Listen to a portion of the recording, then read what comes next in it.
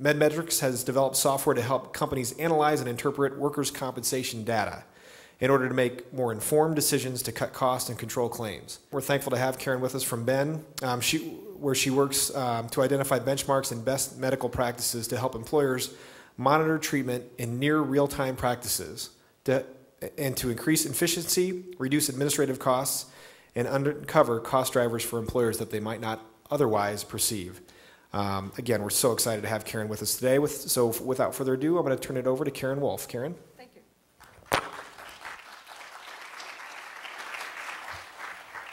Thank you. I'm delighted to be here. You know, all experts come from afar.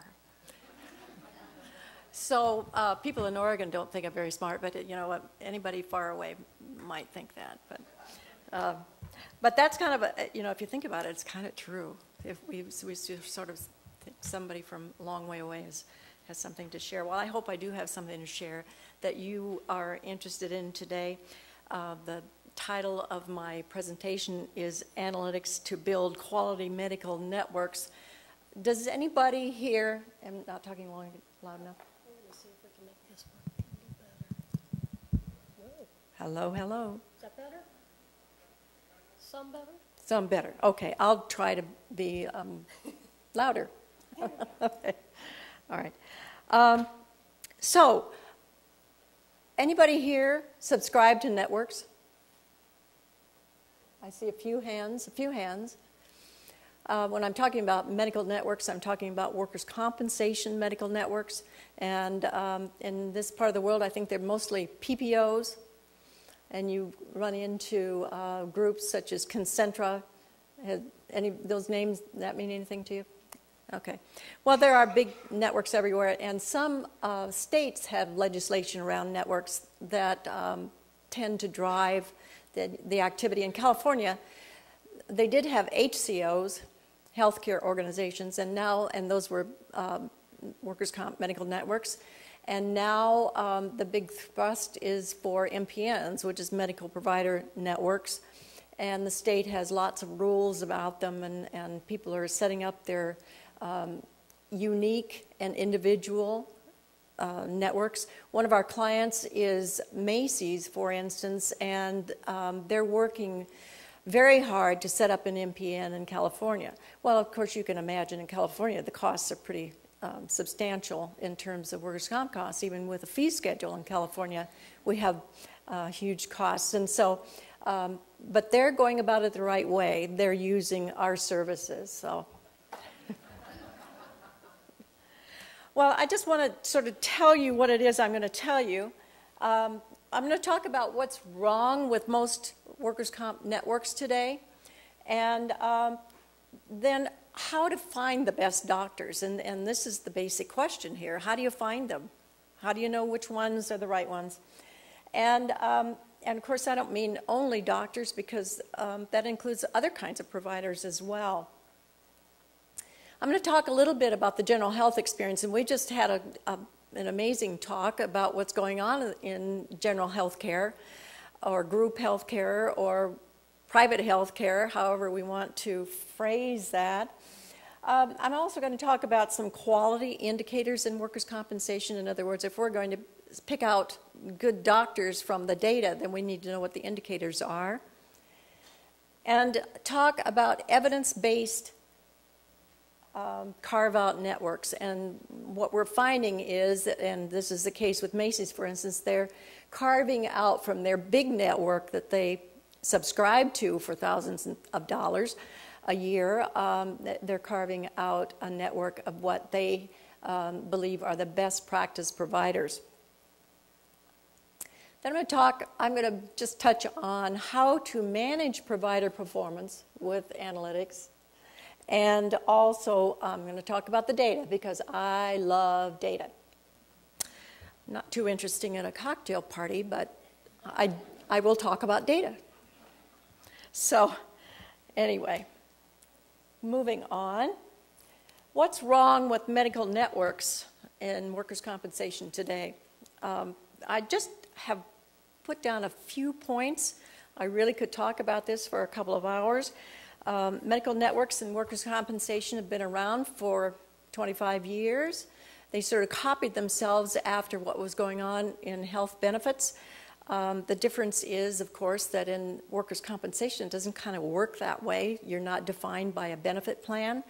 We'll pay for this and not this and this and not that. In workers' compensation, employer pays all, unless you have a fee schedule, and they'll still pay all of what the fee schedule will allow. So, what's wrong with the networks? Well, for one thing, they haven't changed in the 25 years they've been involved in workers' comp. There has been no improvement in the technology, in the process, in the delivery. It's just been go out and sign up everybody and their brother as a provider, and then charge, and then offer a discount. What the problem is with discounts is that they're applied to units of service. Now think about it. If you get a 20% discount, a 15%, a 5%, 10%, it doesn't matter, on a unit of a service, what is the medical provider going to do to make up for that? They're going to increase the units of service. And that's what they do. Not all of them do that, but we want to know which ones don't do that. And so that's really critical because, this has been kind of the wizard behind the curtain for all these years, 25 years. And people are increasing the units of service, the duration of service, and guess what? You get a discount on every one of those units of service. Does anybody see the problem? It's kind of a sham. So the networks say that the discounts are savings. And so increasing the units of services increases the reported savings. Does anybody see anything wrong with that? This has been going on for 25 years and people still put up with it. I don't get it myself. So the units of service can be manipulated by medical providers, and they often are, and all they have to do is increase the frequency and the duration of services, and it's easy. And then all of those are reported as savings, and then everybody feels good because they have savings. And the employer or the TPA or the insurer says, well, wow, we got all these savings. This is just great. Savings compared to what? And it's just, it's quite amazing to me that this continues. Frankly, it's starting to change, and that's good. And I hope that our organization is part of what's making that change. I think it is. And because in typical networks, provider performance is not monitored. There's no evaluation of quality. And there's no appropriateness applied to networks, to individuals and clinics and facilities within networks. And the outcomes are not evaluated in workers' compensation. This is pretty stunning, really, when you think about it, that it's been around for 25 years and we're still operating that way. So the same methods are continued while the medical costs continue to increase. You know what they say about people that continue to do the same thing expecting a different outcome? Well, that's what's happening in workers' compensation. The medical costs do increase and continue to increase, and they have never decreased. The rate of increase continues to increase, and now medical costs amount to 60% of the claim cost.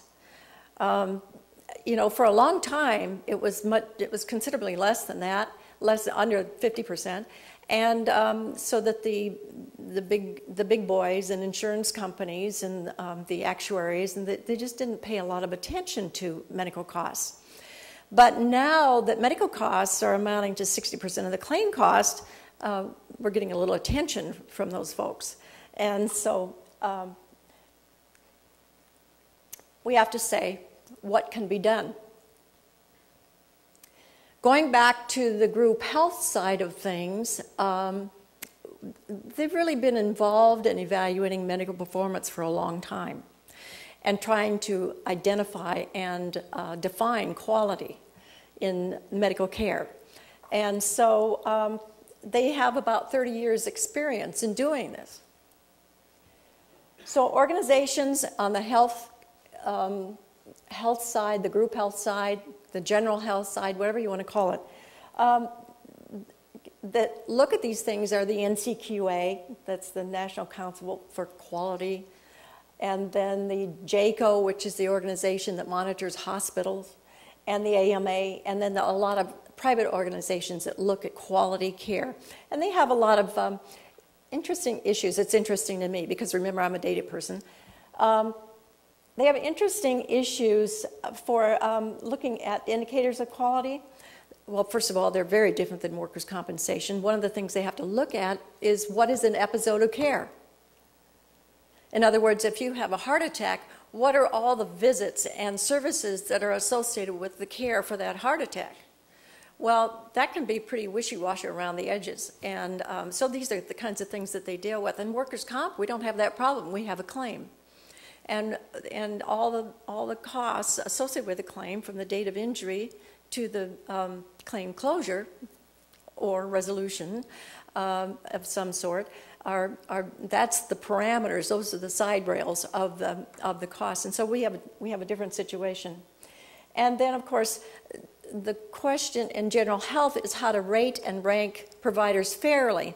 Well, that question we have to ask in workers' compensation as well. And so we think about that all the time. So finding the best doctors is the question. This is a company called Health Grades, and they've had a website for many years.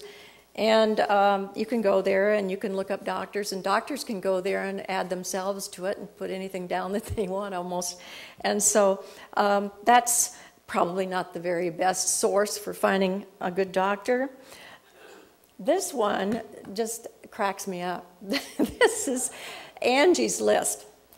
And you probably can't read this, so I'm going to read it to you. It says, "He has been nothing but focused, dedicated, and concerned about my health and well-being." Now, there's an objective statement about quality care.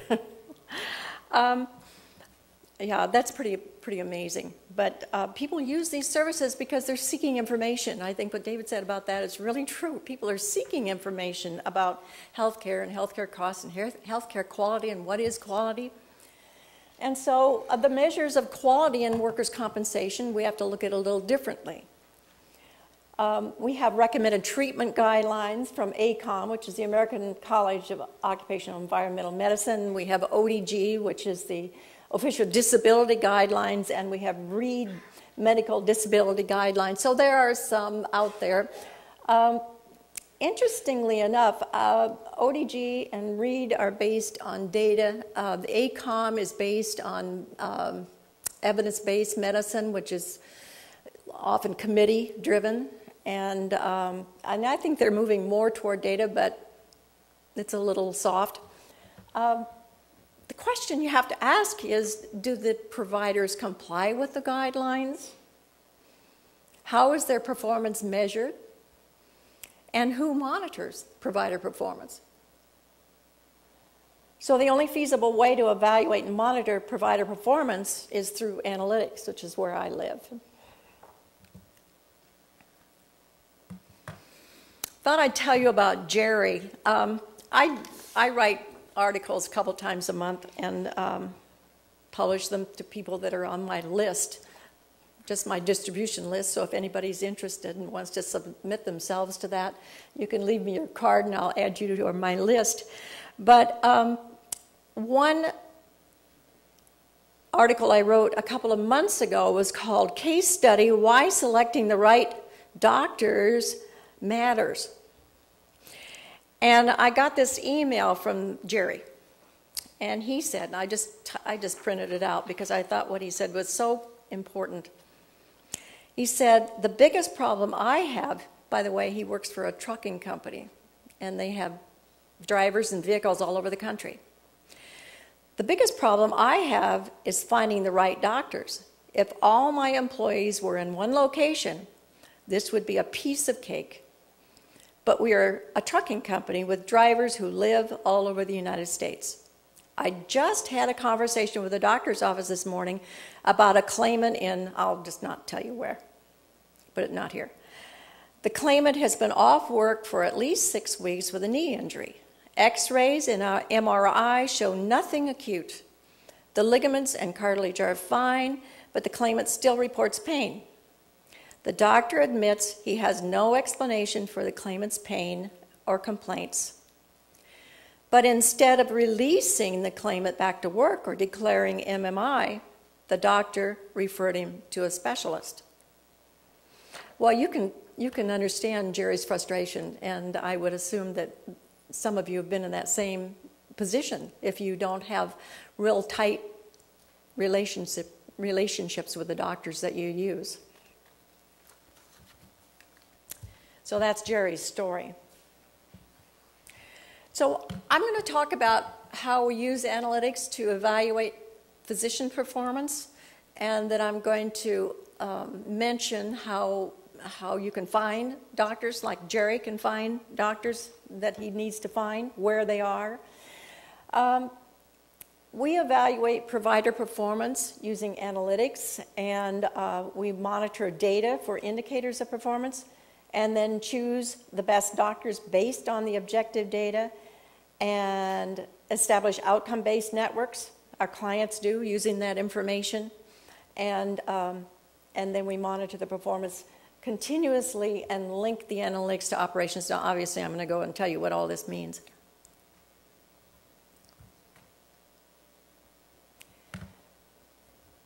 Basically, there are 3 components to doing this, and so if you have a very bright and energetic IT department, I think you could do it. First, you have to create a unified and current data platform. One of the fun things in workers' compensation is that, and you may have heard people say this before, I certainly have heard it for years, is that the data lives in separate silos. Well, we all know what silos are. And the data does live in separate silos. The data lives in first reports of injury.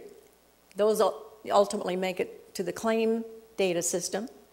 They live in bill review, and those often don't make it to the claim system except for what the total bill charges are. And we're doing a study actually right now for an very large provider organization in California. And their data is such that they just have a total amount paid for a claim. So there's no way to know how many visits there were, what the services were on each of those visits. It's just amazing to me that people still live with that kind of data. But there they are. So the other thing that we think is important is PBM data, which is pharmacy data, pharmacy benefit management. And so we collect data from all of those sources. We collect data from the claim system, from bill review system, and from the pharmacy. And we integrate that data on a claim level. And because you have to have the information from the beginning to the end of the claim. It's not good enough just to have the billing information. It's not good enough just to have the claim information, because then you don't know what the procedures were, for instance, in treating the patient or the claimant. And so what we do is we integrate that data for our clients, and because we think that's important to have that comprehensive look at the claim on a concurrent basis. And then we identify indicators of quality, and indicators of quality in workers' compensation. Of course, the medical treatment should be quality medical treatment. There are certain standards of care, and so. But there are other things in workers' compensation that are more administrative that are really important, that really impact cost. And so we look at industry research. There was a wonderful study done by Dr. Bernanke at Johns Hopkins. It was published in the Journal of Occupational Health, Occupational and Environmental Medicine in January of 2010. And what he did in that study was they identified what were the characteristics of what they called cost-intensive physicians. And so this was very interesting information. But these are important factors to look at and to consider when you're evaluating physicians. And then, of course, you can always use industry and internal organizational wisdom. And I don't say that with tongue-in-cheek. I just think there are a lot of people that have been in this industry for a long time that know that that comorbidities are not a good thing, that an injury of a claimant who is also diabetic, compounds the problem. So all of those kinds of things get entered into it.